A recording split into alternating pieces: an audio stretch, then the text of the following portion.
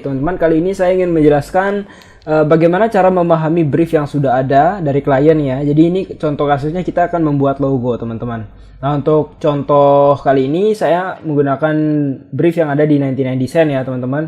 Jadi anggaplah kita punya klien orang luar negeri gitu ya, yang menggunakan bahasa Inggris gitu ya.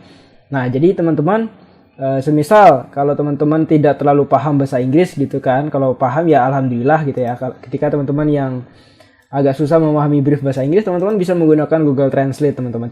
Tidak masalah ya, kita gunakan saja fasilitas yang ada. Jadi ini contohnya brief seperti ini ya, saya copy brief ini, saya pastikan di Google Translate, saya pasti aja seperti ini. Kemudian translatekan menjadi Indonesia misalnya. Dan berikutnya teman-teman harus sediakan yang namanya notepad, teman-teman. Karena di sini akan kita catat nanti ya.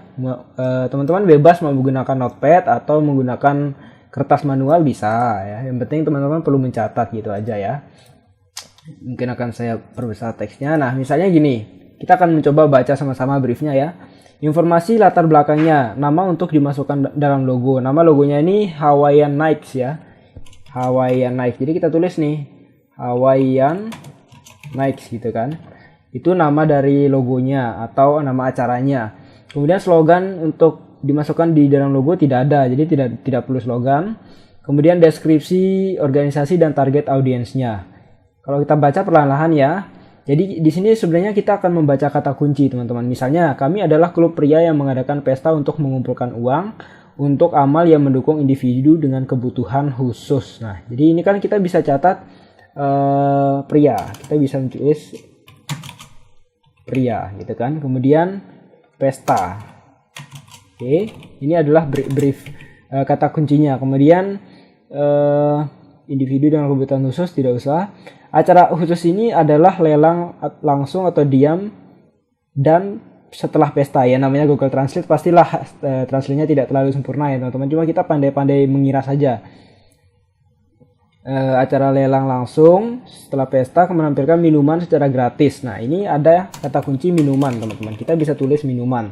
Kemudian saya lanjutkan yang memiliki tema baru tiap tahun. Jadi ini sebenarnya sejenis acara yang diadakan oleh sebuah komunitas ya. Kemudian tema tahunnya itu beda-beda, tema baru gitu ya.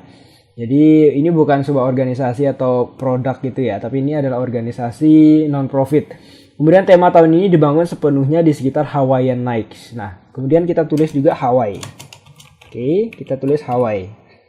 Kemudian Nights. Oke, ini kata kunci yang bisa kita catat. Kemudian target audiens kami adalah pebisnis, pemilik bisnis atau profesional dan individu jaringan yang baik di komunitas lokal kami. Jadi targetnya dia itu pebisnis ya. Kita bisa tulis pebisnis. Kemudian itu aja lah ya. Itu sudah mewakili profesional, itu sama aja.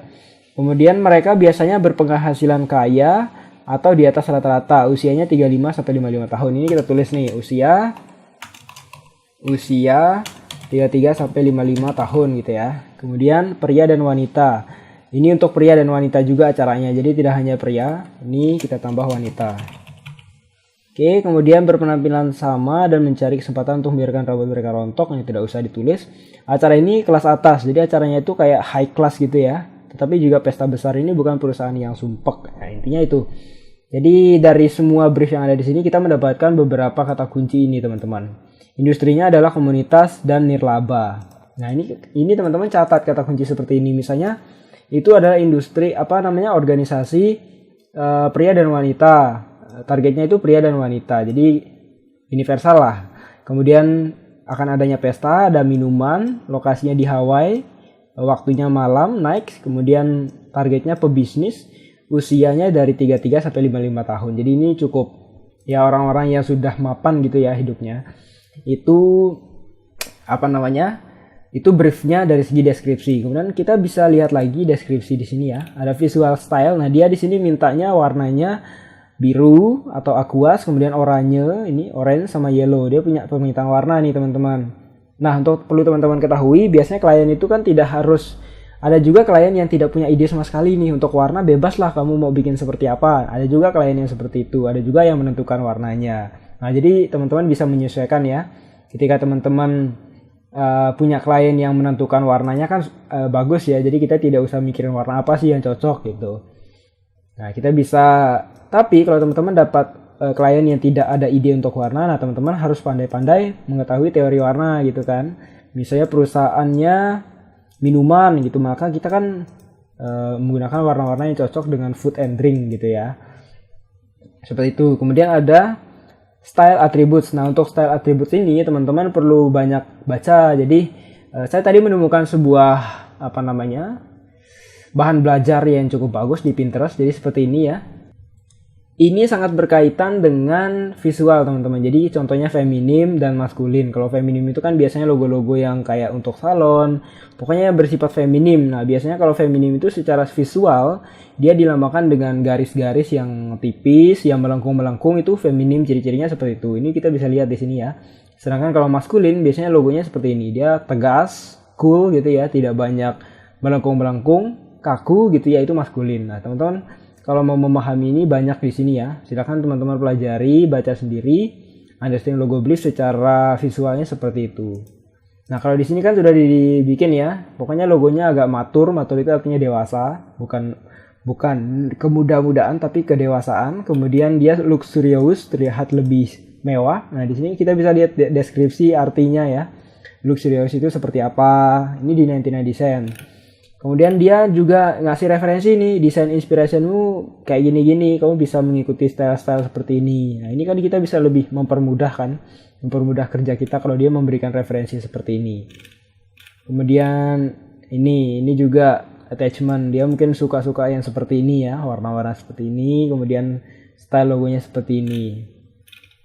Nah, pada intinya secara umum, biasanya kalau teman-teman mendapatkan klien yang minta dibuatkan logo, biasanya dia hanya ngomong, tolong buatin logoku dong. Ya, perusahaannya misalnya minuman.